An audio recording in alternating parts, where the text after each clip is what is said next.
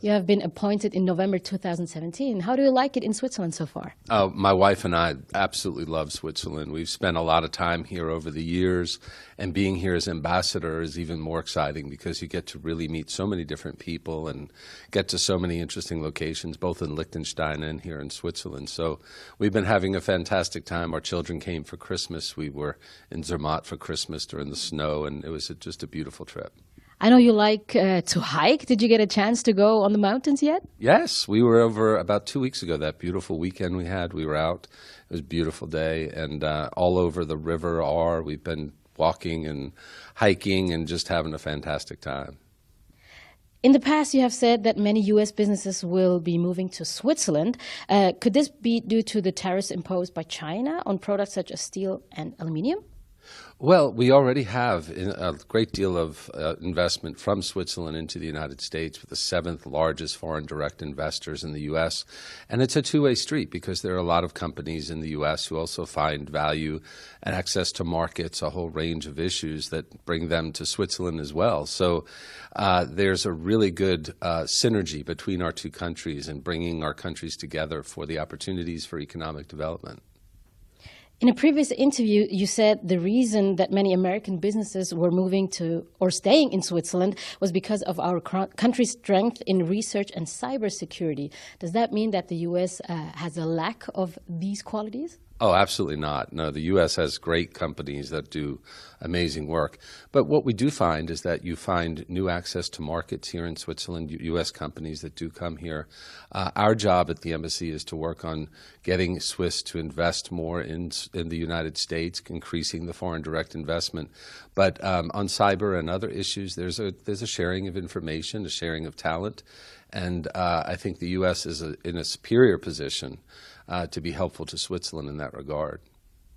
Do you think the U.S. could learn something of the Swiss political system, such as having 7 councillors in the Swiss Federal Council, or the possibility as a citizen to get into a referendum? Yeah. Well, the U.S. actually and Switzerland have very similar constitutions. Switzerland modeled the Constitution in the 1800s after the U.S. Constitution, so we have a lot of similarities already. We do have direct referenda in the U.S. in many states. It's a state focus. It's not a federal referenda. But, we have a very effective system in the United States. Our parties are very diverse. So whereas there may be 7, 8 parties in Switzerland, and the parliament has those represented in parliament, in the U.S. we have a Republican and Democrat party, but we also have independents, and we have very conservative Republicans and very moderate Republicans, and the same with Democrats. Many Southern Democrats tend to be more conservative, and then you have liberal Democrats. So they come together in a coalition under parties. It's a little different, but it works very well in the U.S.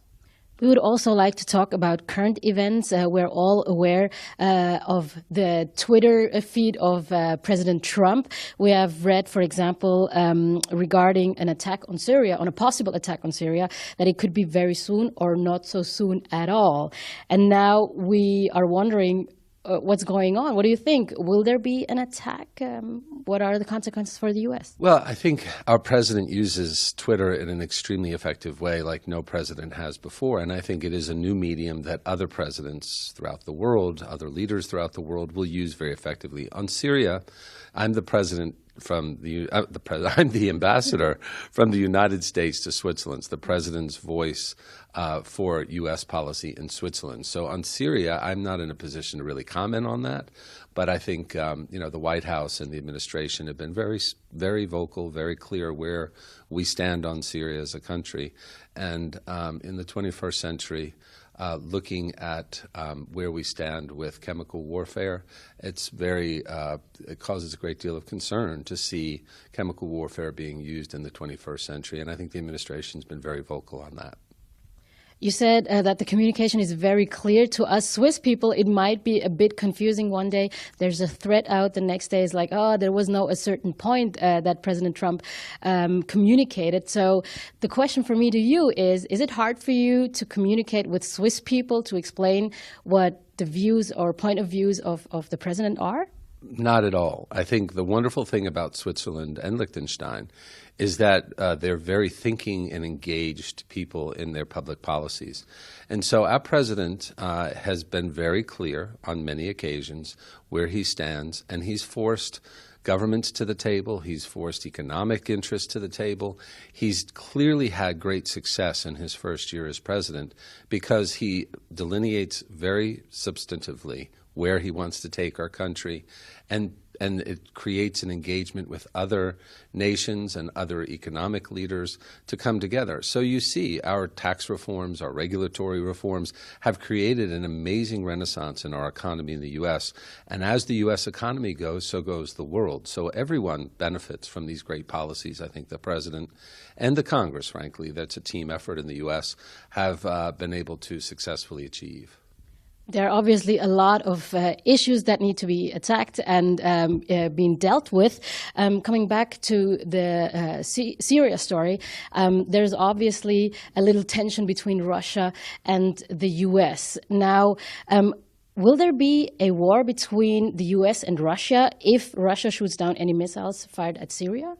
Again, I'm the ambassador to Switzerland. I don't deal with the broader foreign policy issues, but this president is not interested in war. I mean, this is a president who's interested in diplomacy and conversation and getting the right policies for the country, for our country, in place. And I think you'd have to consult with the White House and the State Department on issues on specificity regarding those questions. But I can tell you that that's not an area of my expertise or my area of focus as ambassador to Switzerland.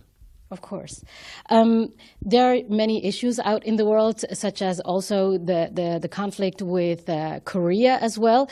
Do you think that Switzerland or Geneva could be a peace meeting place for those kind of conversations? That's a great question. I know the Swiss government has been very forthcoming in their invitation to both the DPRK and the U.S. and having Switzerland as a location for the talks.